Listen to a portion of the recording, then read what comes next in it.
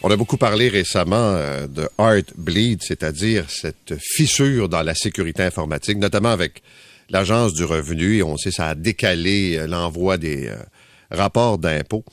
Par contre, on s'est peut-être moins intéressé aux entreprises qui vivent le même phénomène. Et avec nous pour en parler, Éric Parent, un expert en informatique. Vous êtes professeur également à l'École polytechnique, fondateur de 2 sociétés dans le domaine de la sécurité.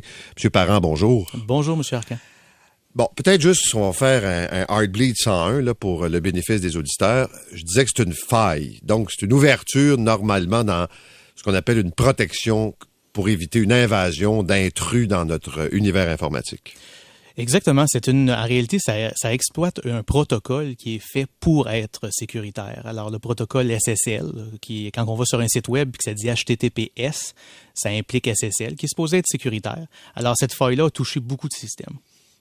On a parlé du gouvernement. Là, on parle des entreprises. Et vous avez fait le test. Vous êtes allé voir comment des entreprises dans différents domaines étaient protégées contre la faille en question. Et vous avez découvert quoi? Ben, c'est pas qu'on a ciblé les domaines, c'est qu'on a décidé de faire des tests sur toutes les infrastructures au Canada.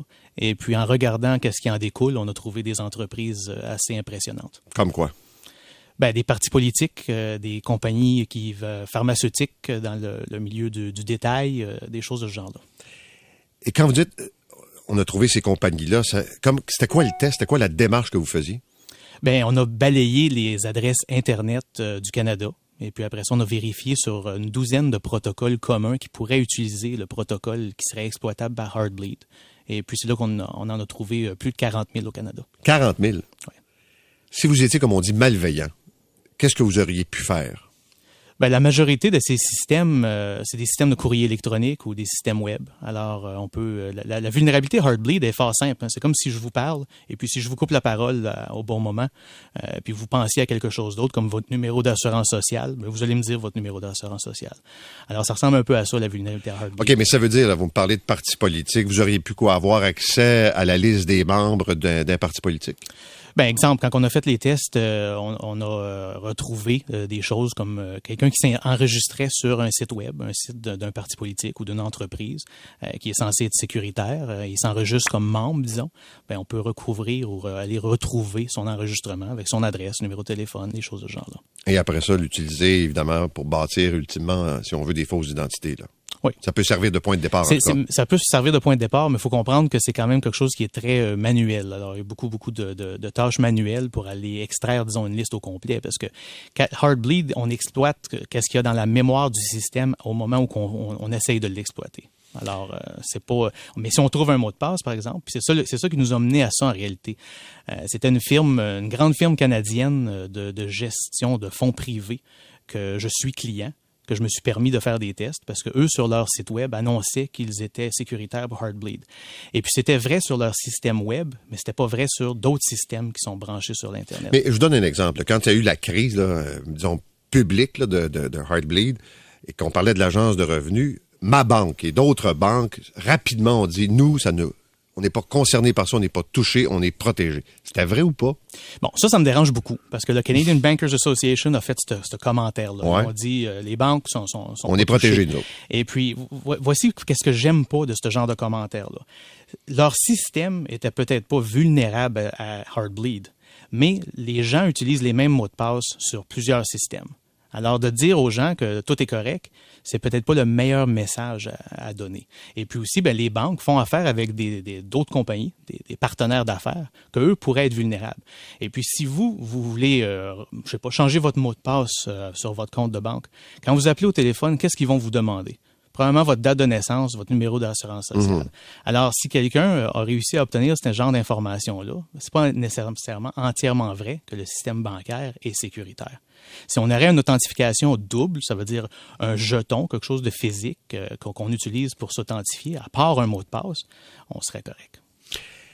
Est-ce que les compagnies, parce que votre liste est longue, là, puis je ne veux pas identifier une entreprise en particulier, mais les domaines sont quand même déjà là nombreux, sont conscientes de cette vulnérabilité, sont négligentes? Comment vous pourriez qualifier Ben, c'est qu'en réalité, il y a un gros problème dans le milieu de la sécurité, c'est que beaucoup de gens s'improvisent étant un spécialiste en sécurité, et puis ça fait un peu de tort à l'industrie. Puis ça s'introduit même dans des grandes compagnies où on a quelqu'un qui a le rôle de maître de la sécurité, et puis qu'en réalité, c'est pas ça qui est livré comme qualité. Et puis si on parle au VP Finance dans des grandes entreprises, ou des fois même au président des entreprises, ils vont vous dire que la technologie de l'information, c'est une boîte noire. C'est quelque chose qu'on sait pas trop qu'est-ce qui se passe, puis on veut pas trop toucher à ça. Alors, qu'est-ce qui en découle? C'est que les entreprises sont pas nécessairement conscients qui ont ce genre de vulnérabilité-là, parce qu'il y a quelqu'un qui nous a dit que tout est correct. Alors, peut-être qu'ils l'ont réglé sur le système web, mais ils l'ont pas réglé sur tous les autres systèmes qui sont quand même branchés sur l'Internet. Et puis, quand on rentre sur un, puis qu'on prend les mots de passe, on peut rentrer sur les autres. Qu'est-ce que vous conseillez aux gens qui vous écoutent ce matin, qui disent, OK, moi, là, j'ai une série de mots de passe, je fais des activités en ligne, que ce soit pour une transaction bancaire, payer des comptes ou encore m'abonner à une revue, être membre d'un parti politique. Je fais quoi là pour éviter de me faire voler mon identité? Mais c'est très difficile. Alors, il faut être très vigilant quand on donne de l'information personnelle. Alors, des numéros de sens social, des dates de naissance, on essaye de pas partager ça avec n'importe qui. Pour le restant, il faut s'assurer d'avoir des mots de passe qui sont de bonne qualité. Alors, pas votre nom de famille avec un chiffre au bout, là, mais quelque chose d'un peu plus complexe, mais pas le même sur tous les différents systèmes qu'on utilise. Échanger régulièrement? Échanger régulièrement, à moins qu'il soit très, très complexe et puis qu'on peut se permettre peut-être de le garder pour quelques mois, disons. Mais la bonne pratique, c'est de changer ça tous les mois. C'est très rare que quelqu'un fait ça. Alors, si on pense à l'amalgame de services qu'on voit sur l'Internet, que ce soit Facebook, LinkedIn, Twitter et toutes les autres affaires qu'on pourrait bien s'abonner, changer les mots de passe là-dessus à tous les mois, c'est impensable. Alors, les compagnies comme Facebook et toutes ces compagnies-là, finalement, ont sorti des mécanismes qu'on peut mettre sur notre téléphone intelligent qui vont nous permettre ça devient, qu'est-ce que je disais tantôt, là, un jeton numérique, une authentification à 2 facteurs, ou que quand on va se brancher sur Facebook, ça va nous envoyer un message, un SMS ou un message sur notre téléphone, et puis il va falloir rentrer le chiffre qu'on nous a donné sur notre téléphone pour prouver qui on est. Si on a ce genre de mécanisme-là, on n'est pas obligé de changer notre mot de passe à tous les 30 jours. Monsieur Parent, merci beaucoup d'être venu ce matin. Bienvenue. Éric Parent est expert en informatique, fondateur de 2 sociétés, professeur aussi en cybersécurité à l'École polytechnique de Montréal, 8h56.